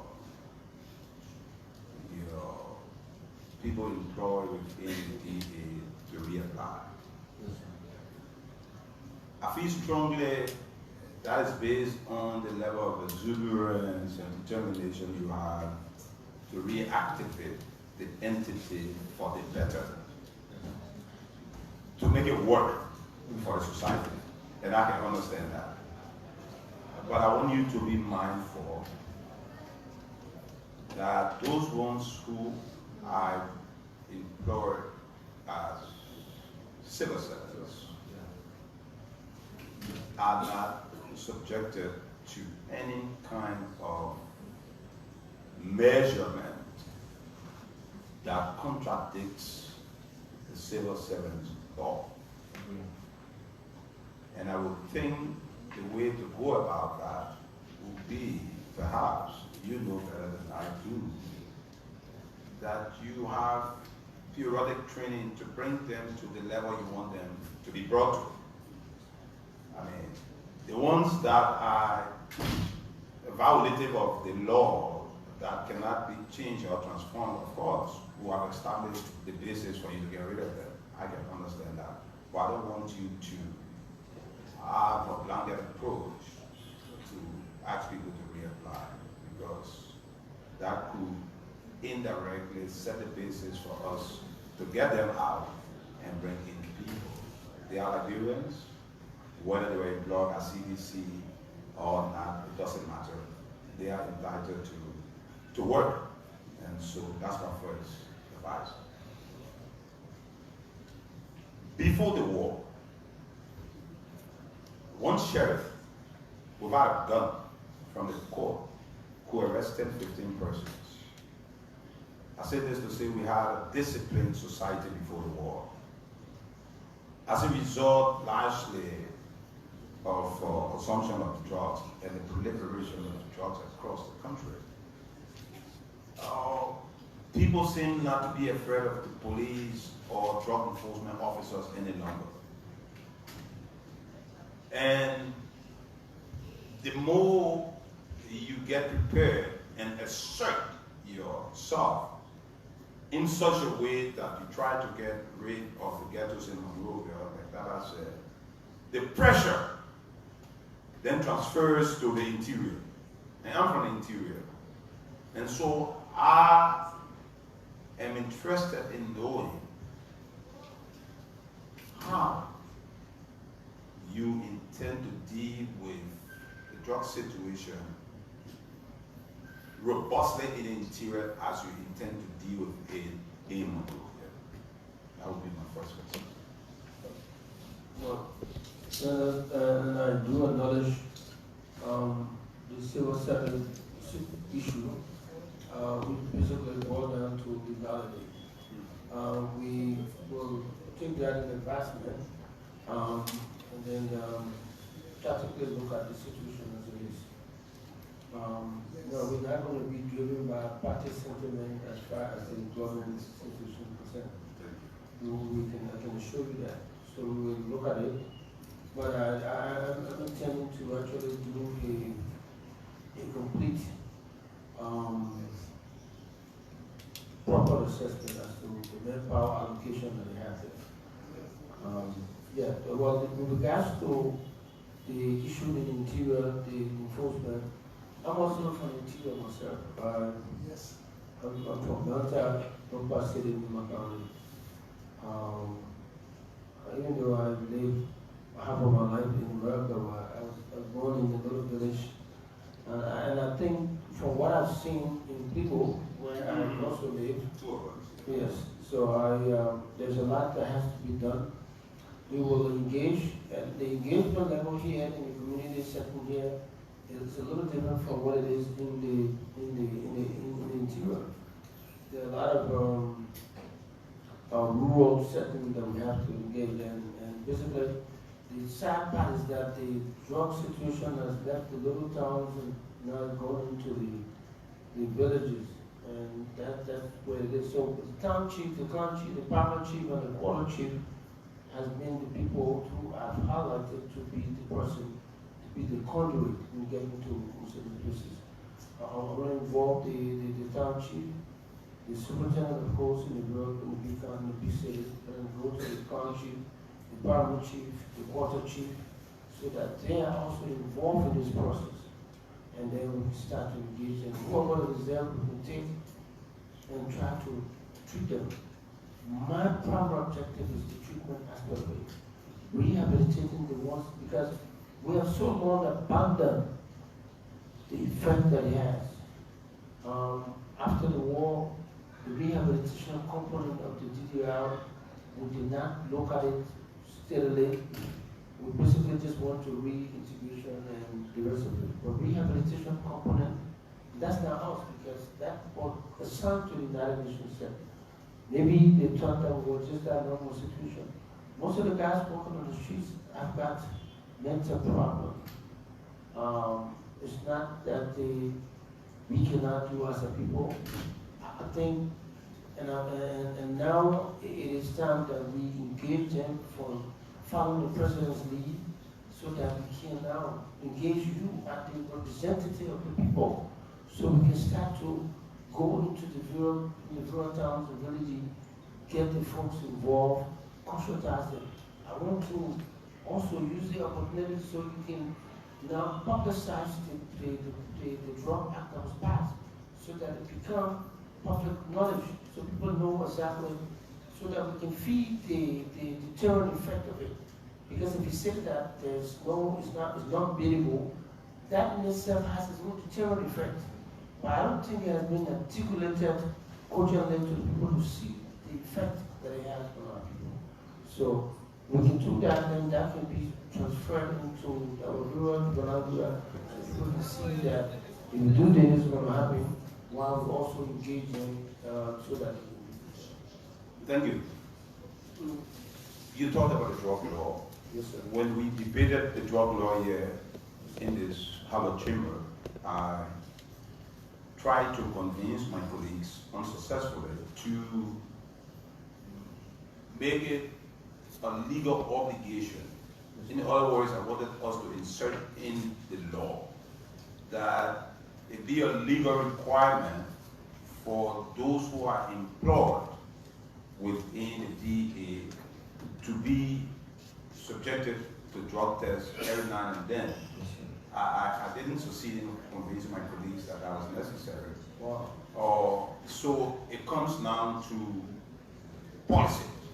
And so you will be entrusted with the responsibility to derive the policies whereby we can periodically, often time to time, or randomly, or do tests on those people. And I'm quite sure you wouldn't have a problem with that. No, It would seem most of our efforts are geared toward those who are indeed victims of the misuse of drugs. When we talk about arrests, we talk about the ghettos, in my opinion, as much as they are liable criminally for using banned substance, they are victims. yes, sir. That's my perspective of it. The actual culprits should be those who are economically gaining from it. Yes, sir. And that means those who are facilitating the sale of it. Yes, sir. And arguably,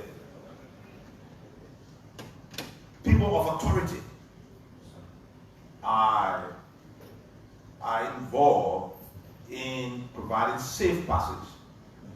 It's inconceivable that somebody who's bringing $150 million worth of drugs will want to rely on the protection of one ordinary police officer.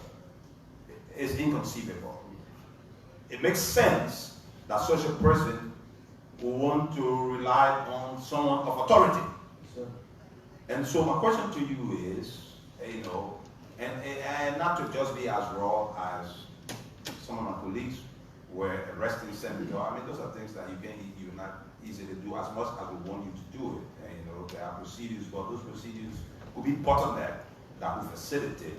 So it comes down to what kind of mechanism will you put into motion so as to curtail that level of facilitation of officials of government or people in high places doing that, most likely at the port of entry, at the free port or at the airport or at the borders, because I'm quite convinced that countries in the sub-region have been able to deal with this thing at the port of entry. And they can more easily frighten officials of government than they can frighten the end users. And so there's no way you go in Cote d'Ivoire, you see ghettos all over the place. Cote d'Ivoire population is about 5-6 times the population of Liberia. The same thing with Ghana. There's no way you go and see that. But in Liberia, everybody knows where the ghettos are, like the Honorable Senator from Cape Man said. So if they can achieve it in Ghana, they can achieve it in Cote d'Ivoire, in Guinea. It's not that there's not drop in those places, but they seem to have put into mechanism at the highest level measures that entail. So what would be your way of going about it? That's if I may ask. Chief, thank you very much. I think deterrence. We have to establish the deterrent principle. That deterrent principle will boil down on whether we look at general deterrent versus specific deterrent. If we look at general deterrent and punish general deterrent, the deterrent effect will go down to the punishment of the people out there that is within the confines of the law, and it has to be serious, it has to be effective, it has to be fair. If that is done, as it was done in Nigeria, the NDLA arrests you for drugs. They know what it is. I arrested a diplomat here when we impounded the ADC airlines. I was told we have to go on, but then Bernie Samka was director of police, Mr. Samka. I was director of CID then, was in charge of drugs. So we had to go. When we impounded the airline was so afraid because there is this law called the forfeiture law. When you're arrested with drugs, you seize your stuff, and we don't have to, and then we can take it and sell it and stuff. He was afraid. So he said, look, I will sponsor the drug agent to go to Nigeria, to the Murtala Mohammed Airport, and investigate and find out our capability, the level of connection we have. So we had to go. Munasi at the time was 102, I was 103, and the late Sukubi said, we had to go to Lagos. When I arrived at the airport in Murtala Mohammed Airport, I was 29 years old. We had to stay in there and not go to the fancy hotel that took for us. We started to investigate the warehouses in Murtala Mohammed Airport. And we solved the case right there. The drugs destined from Monrovia and Gambia was found right there in the place. That's exactly what I'm talking about. Yeah. Because I was saying this to know whether it will help us if we put in rigorous measures that will make it extremely difficult or very expensive for carriers. Yes, sir. Maybe those who bring in containers or planes that come into our country. If the laws or the policies and go that far, because in America, when you are going to the States, for instance, the airline agents will screen you for the benefit of where you are landing. We saw last year a container coming to our country with more than $100 million worth of stuff. And it was seen. The carriers had no question to answer. And we're talking about the end users or the, so my thing is it possible that we put in policy measures, or is it that we have to revisit the law to make the law more stringent so as to frighten the carriers, people who are coming in? Because yes, we've done a lot in terms of putting in place mechanisms to deal with the end users, the people who are consuming it. Like I said, those are victims. As much as we deal with them, much of the effort should be placed at the higher level, with those who are facilitating it. So, I mean, I agree with the proposition, that these measures abroad will help. It is, and I appreciate that insight in regards to the punishment that should be directed at the guys who are facilitating these things. They are the conveyor. They bring it before it is exposed to our treatment. And I can assure you, we are going after the guys that are bringing it here, from the tunnel door to the coach to the cocaine. And what happened to that $100 million case? It is a case that I feel we have a lot to do with as we speak. We've not established a deterrent principle. What we've done, we just slap somebody on the waist and they go back to Oakland. My intelligence tells me they are making several other plans to come. So we have to take stand, address that issue. The drug issue, the $100 million case, it is a case that is yet to be resolved. And with your help, we're not going to do any double jeopardy. We're going to look at the prosecutor summary. That's where the guys in these other areas will help. We'll look at it. Whoever that is left out, if they are unindicted conspirator, we will make sure that they pay for the crime, so that it serves as a specific deterrent for them. If they serve as general specific deterrent, then it goes to become general deterrent for the movie guys that will be coming to us. Yeah.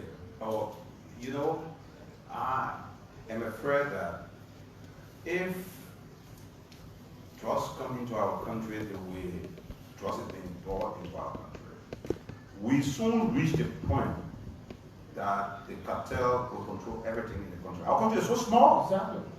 5 million persons.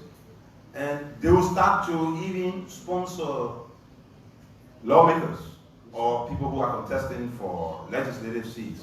And gradually they'll take control of the country. They're doing that already. So I would think you need an army. The DEA has to be robust, has to be empowered, has to expand in size so that you deal with this thing. And I don't believe those who are in the preparation stage of the budget understand these things. You have to do it. The legislature will do what we can do, but in most cases, we can't do much once the budget is formed before we get involved. The enormity of the responsibility will be explained by you now, so that we take this thing head on. Other than that, I believe some of the weapons that come into this country come in the same line, because we watch videos and watch televisions and see how cartels get armed and sometimes overpower the police. Our country is so small. If we don't deal with it in a severe way, they're going to control the politics. And once they control the politics, they control the country. And they will start supporting candidates, political parties, and eventually determine who will be leader of our country. So that's an enormous responsibility you have. I want to stop here, and I want to assure you, I have confidence in your ability. Thank you very much. Thank you, Senator James Bali from Maryland County. We have now the honor to invite Councilor Senator Joseph Jada to cross-examine the nominee. Okay, thank you, sir. Thank you, Mr. Chair. Everybody admire you. For me, I don't admire you, I respect you. Thank you, sir. Drug control is a peculiar area. Your own boss could be, your own boss in the agency could be working with a drug trafficker. Why are you then knocking your head? And those are the experiences we put up. I can tell you, Mr. Nominee, when we were setting up the Drug Enforcement Agency, 1 year I never took pay. 1 year. Because already behind the legislation, they took our name from the subsidy list of the budget. That time was Director Gardner. He was the director of the budget. He took our name from the budget subsidy. Because you are running behind it, something. Yes. So we're in charge of subsidy, even though. But you will start under harsh condition. And the cannabis today, the cannabis sativa today, is 4 times stronger than the cannabis sativa of yesterday, maybe 10 years back. Because people are improving the cannabis sativa in the cultivation. They are also doing psychotropic substances, which are mind-altering drugs. So, the cultivation of cannabis farms is a lot going on in Liberia. I'm not talking about the one that you find in the ghetto or in physical selling, but when you go to Nimba, Lofa, Bon, cannabis farm are mushrooming. So if you can find some way to just identify and destroy some of these farms from cultivation, it will be, you'll be about 50% into some of the area you want to do. The cheapest area of law enforcement is prevention in narcotics. That's the cheapest area in narcotics, in drug control measure, is prevention. Don't let the kids come in contact with the drugs. The school will be your partners, for prevention. The community must be your partner for prevention. So having said that, we have the DEA budget, which might be coming, it might be so small, but I will not only try to vote for you to get confirmed, but I will link you up. Once you put your time into this drug business, you will be the king with the U.S. I know I went to America when they started up this program. I went to the State Department. I went all over America. I made a little or no cost. Even the 1 year I'm referring to, I didn't take pay. Every 2 weeks I was traveling. We were setting up this program in West Africa. There might be very few places that have not been in West Africa in this drug control measure. So some of the guys, when I see them in different conferences, I see them, we talk, they know that it's a drug program that got elevation. So the drug control measure is a very important area. You will deny yourself of many things to make it work. Just as I didn't get paid for 1 year, is working today. When I see a DEA officer in his uniform, I feel so proud. That's one of the areas they have. When you see the DEA guy, they're the neat people in the law enforcement branch when you go across the country. I'm proud of that. So, I will give you names and contacts free of charge. of some of your friends in America who are private citizens, who are anti-drug activists. That, because if you look at the first act we established, the Drug Enforcement Agency, was very sketchy and scandal. But it has another provision where you can contact non-governmental institutions for support. You can make use of that. So, my own way would be to link you to some people that I know that I'm still talking to up to 1 week ago. Somebody will be even coming to Liberia, you know, in April. If you want to talk to some of them, or before they come to Liberia, yes, I'm inviting them for some program we want to have for local county. Okay? I will give you some information off camera. So you can do a lot, you can achieve a lot, you can spend less when you're in drug control measure, depending on how the confidence is built. And that will help. For me, I'm not going to be asking you questions, you do it, you do that. I know you are up to the challenge. But how to get you to succeed, because I see Abe Kromah here, I see Abe Sese, I see my younger brother, Vafle Dole. I know that they want you to succeed, so I will put my time into it. Yes, sir. Those are the people that help us to get here. So when they come behind you, we know that you have people behind you.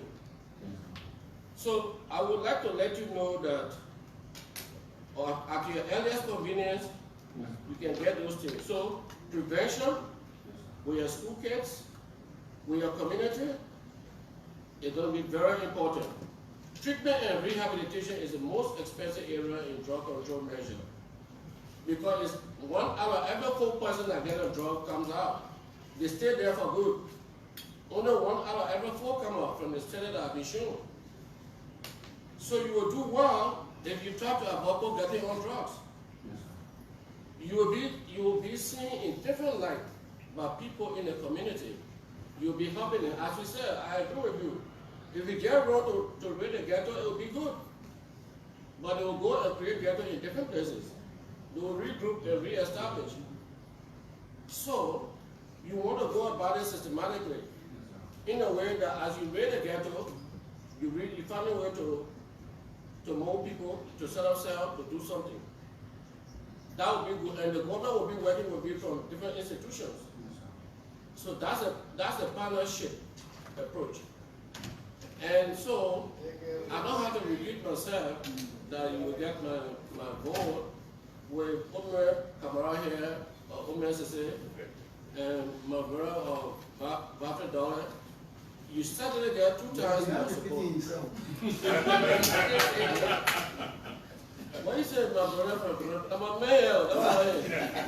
Nothing I do can move behind me. So I want to thank you and congratulate you and wish you, yes, a very different area. Yes, I'm happy you left the police. Yes, let people start crying with your name. I'm happy you left the police. This is a new era, a new horizon. You expressed interest in it before, you told me, but again, we don't have the power. This time has come. This is your time to sing the song. So I thank you. Thank you. You want to respond? No. Thank you very much, Senator. You're one person who I'm admired when it comes to drug enforcement. You are a pioneer. You are a trailblazer that set the basic for the creation of this arrangement. And so I want to congratulate you and say thank you. The end product has produced has got a fighting chance. We are going to make sure to create an enabling environment so that your brainchild will see the day of life. Thank you. Thank you. Thank you so much, Councilor Jara, for support. The fact that you promised to provide some contacts to help him succeed, and that's commendable. Thank you so much, Councilor Jara. At this time, can we kindly take Senator Nevada T.H. Matikwai of Grand County to cross-examine the nominee. Okay, thank you very much. Thank you. Thank you. having to, by observation, maybe be the last, after which the chairman will conclude. Abe Kromah, yes, sir. Congratulations. Thank you, sir. After Abe Kromah left the top state, he took refuge in my region, Yes, sir. and we'll be working together. Yes, sir. Congratulations. Thank you, sir. As others said, in terms of your competence, preparedness, we have no doubt. Only this conversation is intended to strengthen your result. Yes, sir. That is why we are having this conversation. You have partially responded to questions today. There's a general claim that most of the staff that you will inherit themselves are not users. So if you observe such, what will you do with such a person that will provide deterrence? Sir, if you are caught doing drugs and you are a DEA agent, we will subject you to punishment that is accorded under the penal code. Because the act suggests that you go through a set of sanctions, and then you will no longer be an agent of the DEA, but will subject you to sanctions spelled out in the penal code. Yes, sir. Makuli was advising you to be mindful with the not violating or putting those that you will meet at the agency out of job. But while you are thinking about training them to bring them up to speed, one thing you need to do, which you have done, is a drug test. Ensure that every personnel is subjected to drug test, so that you'll be assured of people that you will work with. Yeah. I know you know the enormity of the tax that are being entrusted to you by the president. Are you prepared that even if people are found in the circle of the higher office in the land, would you confront them, even at the risk of your job? Sir, thank you very much. Like you said, when I left public space, I took what we call in military side tactical retreat for better balance in the southeast, where I've done a lot of work. We work along with you. This is for me a sacrificial service. The money I'm going to be paid here is far less than what I've earned, what I make in my private enrichment. But coming to this process is to help, because, as I said, one out of every household, either you're affected, either it's affected, or somebody related to that person affected. For me, as a patriotic Liberian, as a nationalist, with the knowledge that I've earned, I've been fortunate to earn, I can't be sick with enthusiasm that I still have to not be able to help. So we are going to do that to the detriment of the employment that we have. If somebody is involved at the higher level and there is a reason, there's powerful cause to believe or to follow up, we are going to follow to the best of our abilities. I ask you this question because you can remember there was an incident where a presidential motorcade was coming from the border area, yes, sir, and caught with drugs. So it's not impossible. So you saw that we arrested the person, and the person was placed at the central prison. Prosecuted actually at the central prison. So it wouldn't be a strange thing for me, sir. The law that we just passed, you said it needs to be circulated. I agree with you. Yes, sir. But the law disaggregated the participants in the industry. They talk about the importers, they talk about the distributors, and they talk about the users. And it has specific penalty for each of the categories. I can remember when I came from Grand Cru Leone, I was in West Point. I had one relative, a lady, she was in West Point, already now. And she was one of the dealers. So every time they caught the lady, she would go to jail. And the old man that was living with, the old man died now. When the old man went there, he said, don't come here, they play here, I will go. That's my job. I will continue to do it. So don't worry about come here. When they pull me out, I will go. That's my job. They are playing. Situation like those. What will you do?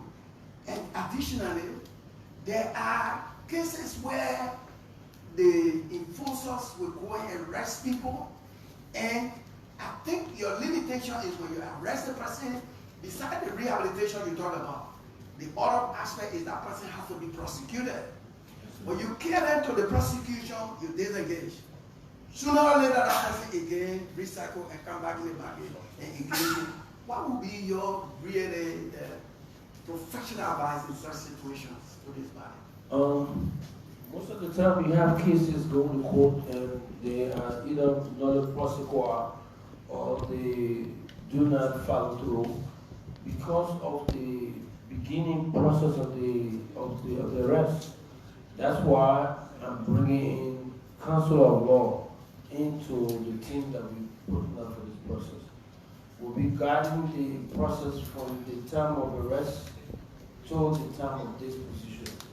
Because, you know, we are the introducer of cases in the criminal justice system, but the way in which the success that you can have is the way you manage the evidence collection, how you protect the evidence, how you manage the evidence that we want to invest, we want to bring in people on board that will come, lawyer, counsel, and law. They will come and look at the evidence as it is, work along with the county attorney and work along with the prosecutor arm of government so that they follow through, we see exactly what it is, and you go to jail. You go to jail when you are sanctioned based upon the new law we have. It is not bailable, you are going to go to jail for a long time. So I can assure you that we have to be very strict with regards to how we arrest. That's where we have problems. Our prosecutor arm of government is there. The judiciary will have to now look at where we are so as to make sure that they participate or they ensure the success of the story. But without their participation, we cannot have a proper, successful enforcement act. We need the judiciary, we need the executive to actually do it. And with the folks I've seen in this hall, I'm the strong conviction, under the leadership of this chairman, I'm on the strong conviction that we will follow up to the letter. There will be issues that will be addressed to a logical conclusion. I got interested when you talk about even if not in a full scale, but still following up the huge drugs quantity that came to this country, which case the government lost. I was I'm now member of the Security Committee, I'm a member of the 54th Security Committee.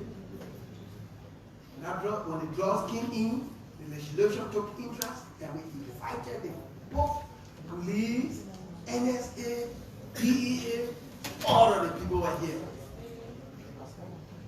And all of them committed themselves to us to ensure that that case was going to be followed to the letter.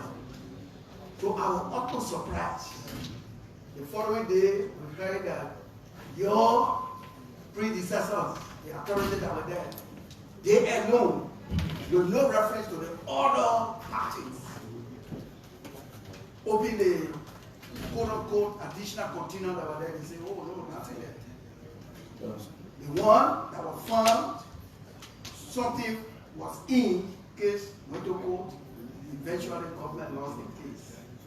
That indeed was a blow to the fight of the government against the issue of drugs in this country.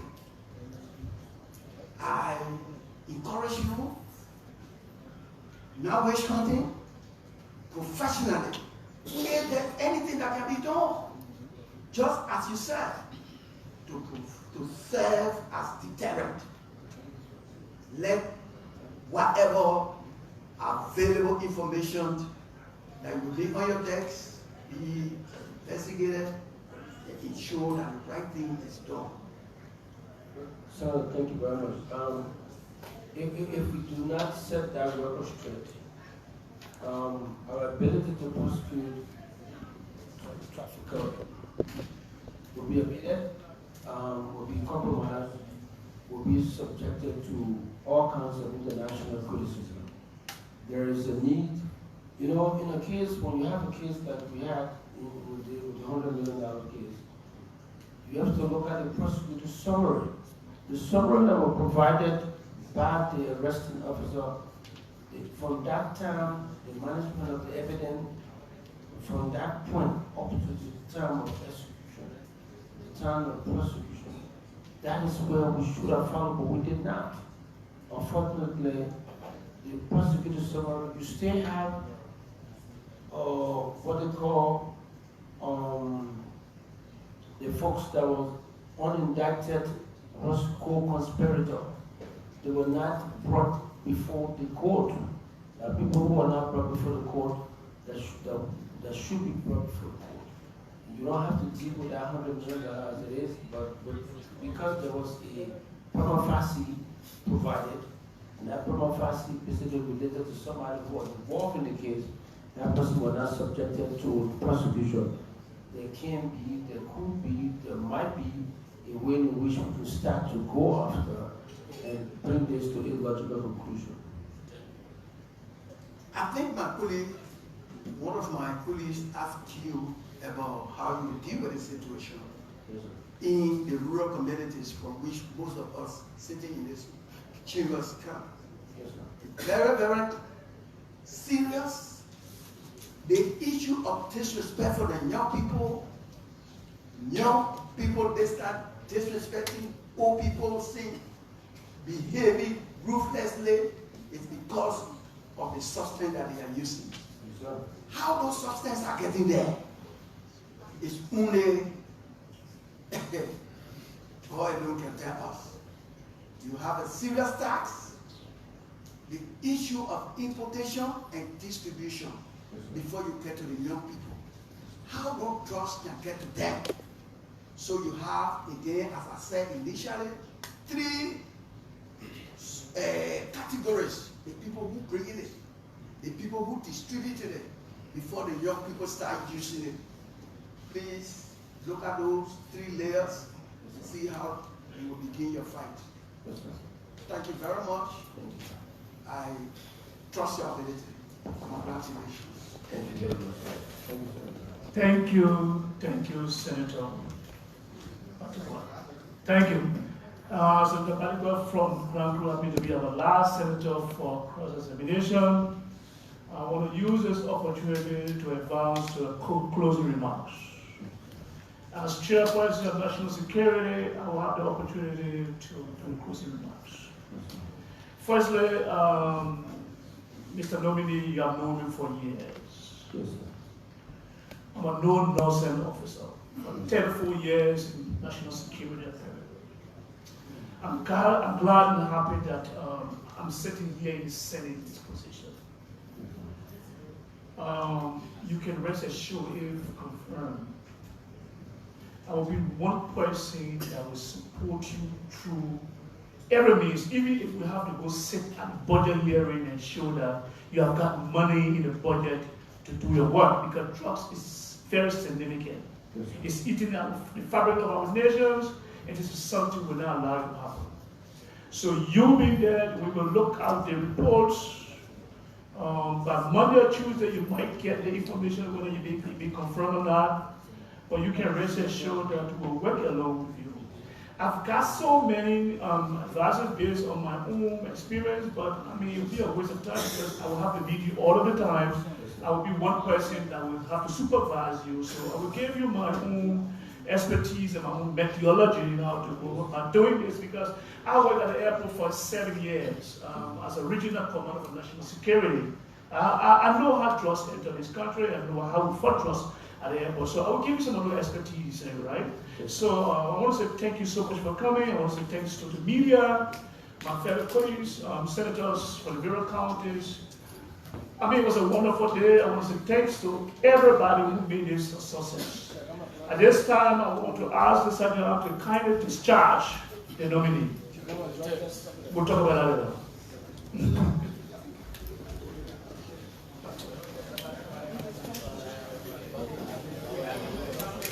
Yes.